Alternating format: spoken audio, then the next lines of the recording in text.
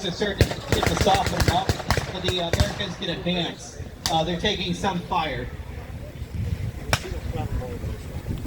The Germans are firing most of the fire. They're using the 98 Gewehr, which is a bolt-action rifle, standard issue rifle used by the Germans.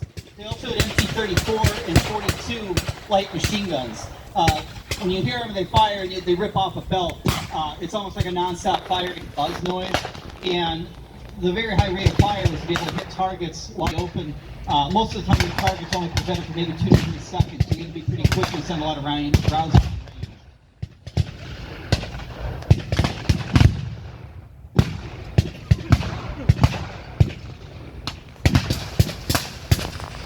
So these are paratroopers.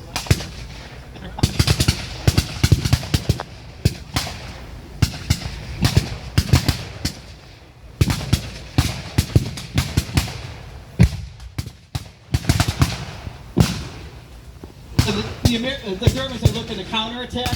So these tank grenadiers are starting to move forward to try to counterattack the American positions.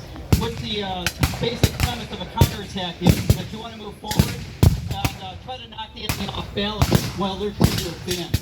Because the last thing they usually expect while they're advancing is to be pushed back by another advance from the other side. They also are usually, again, they're in somewhat exposed positions, so it's a lot easier to dislodge the enemy when they're out in the open or they're in unprepared positions.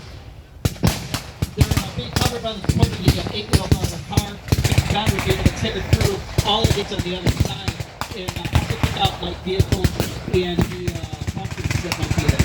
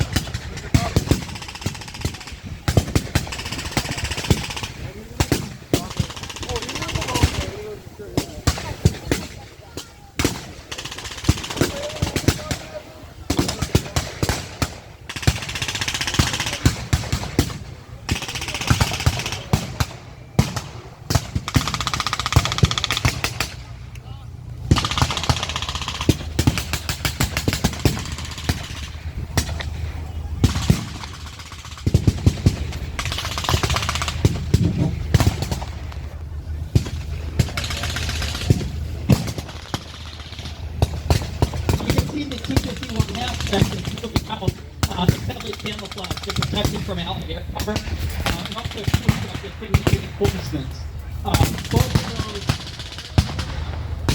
Both of those are carrying troops to the front line. The 251 half-track was a standard troop carrier that was armor-plated, used in Panzer Grenadier divisions, and armed with an MG-34 and MG-40 with a gun shield in front. So they were able to lay down covering fire and use it as a mobile bunker while they were able to move the troops up into the field. You'll also notice that they use the armor as a way of covering the... And generally, if you were in a situation like this, they would definitely be in a bad situation, the Americans. You could also see that there's a lot more enemy infantry in position than they were realizing. And clearly, they came out with reinforcements. There's something about the size of a platoon or 2 platoons worth of troops out on the field right now.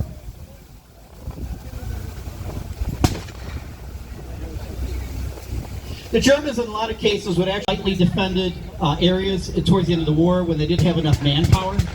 And what they would do is they would have reserves that were just behind the front. As a hole was punched or they had enemy contact where they were probing and trying to push through the lines, they would actually push forward the reserves to plug those holes and push them back in counterattacks, which is what you just saw here.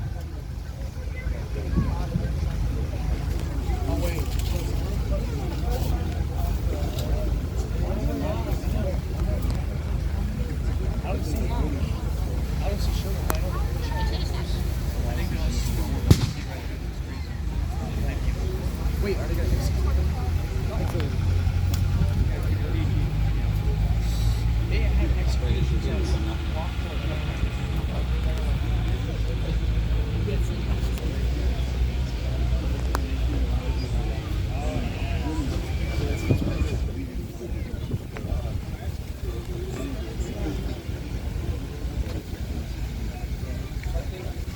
So you can see the Americans are now picked up, marched off as prisoners of war, and they would be searched for things like maps. They would be searched for anything that could be intelligence. You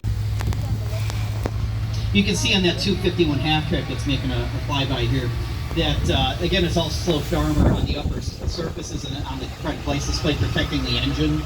And the reason for the tracks on it is because it could go through mud and muck.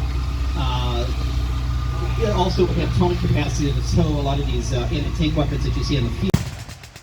When the gun fires, you see that its muzzle prevents the gases off to the sides, which helps reduce the recoil on the barrel, so you can build a lighter weight superstructure. The smaller anti-tank gun that you see also behind the berm is a 50mm German that just fired.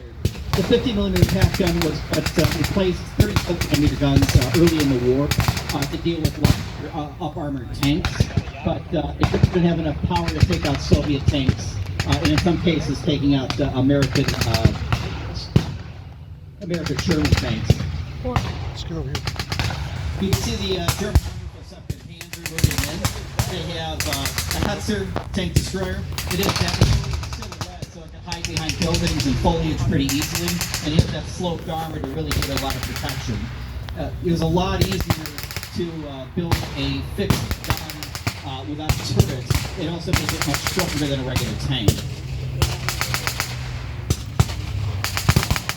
There's a Panzer 2 that's also in the field too. The Panzer has a 20mm gun and also an MP-13 light machine gun, so it can lay down anti-infantry support. But this phase of the war is absolutely obsolete, but it's still in training formations to learn how to drive tanks. They're also used for local defense battalions like against French resistance in France.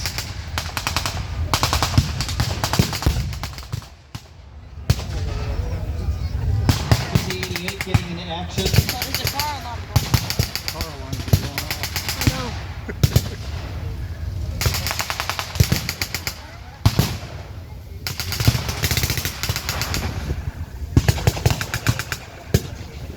You can see the American armor moving up on that far right side.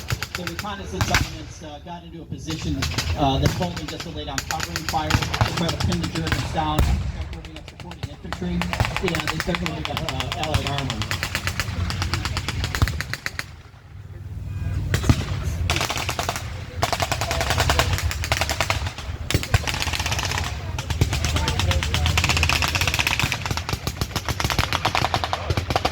The first tank that you see coming through is a M22 Nitrist. It's a light tank that was developed by Americans to be dropped by airplanes, believe it or not, with paratroopers to give them heavy support. It was extremely thinly armored, but it could still be airdropped. This is an original one with some replacement parts that were painstakingly put in to restore that vehicle. It's armed with a 37mm gun, and it has a coaxial 30 caliber machine gun. The one behind it that's bigger, that's a Stewart light tank. The Stewart came in several variants during the war, which is what they produced later in the war. They continued producing this vehicle in 1945 because they needed a vehicle that was a light reconnaissance vehicle. They had horses up until the late 30s, even until like 1940, 41, but the Army quickly replaced horse units in the U.S. Army just on the eve of World War II. And this is a good example of it. The 50 caliber machine gun was actually not armored the armored vehicle, and successfully killed it using the turret. There's also sandbags strapped to the front of it, and the sandbags were designed to also absorb kinetic energy from rounds hitting it in a tank weapon fire to try to keep it from penetrating the armored tank. You see a half-track and a six-wheel armored car on the American side. The six-wheel armored car is an M8 Greyhound, and this armed with a 37mm cannon, 50 caliber machine gun, mainly designed to use for anti-aircraft defense. It had quite a bit of armor in the front. It was designed as a reconnaissance vehicle. The half-track behind it has anti-tank guns mounted in the back end of it, so it could be a mobile anti-tank destroyer unit. They did this a lot to take the 57mm guns in make them much more mobile. Because once you're deploying a gun, like you see on the German side, where they're dug in, it was much harder to grab it, load it onto a truck, especially while you're being shot at, and be able to haul out of the redeploy from a vehicle itself with help. It's a lot easier to get it in the combat. The Americans are primarily equipped with M1 Garands, semi-automatic rifles with an 8-round clip. And some of the guys with the smaller rifles, they have an M1 carbine, which is a 15-round clip. Much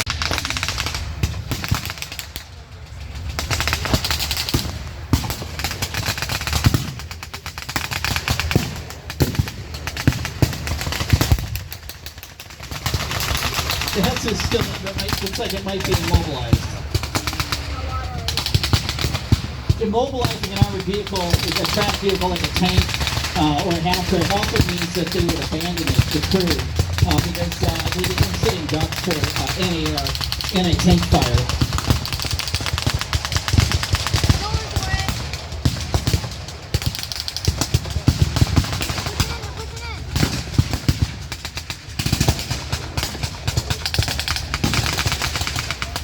The Jeep that you see closest to the audience is armed with a 50 caliber machine gun. And while they're laying it down for anti-infantry, the kit with those heavy 50 caliber cartridges with 600 trays, those dug-in positions. It was actually on an anti-aircraft mount, and they were designed so they would have some sort of anti-aircraft defense. Most of the time they were supposed to be equipped with a 30 caliber machine gun, but units also upgraded to 50 caliber so they could have a little bit more firepower to penetrate building walls and bunkers.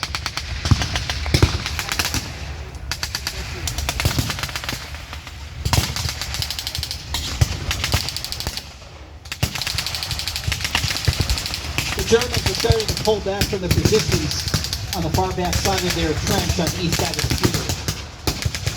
The Hetzer's taken out and it's smokeless.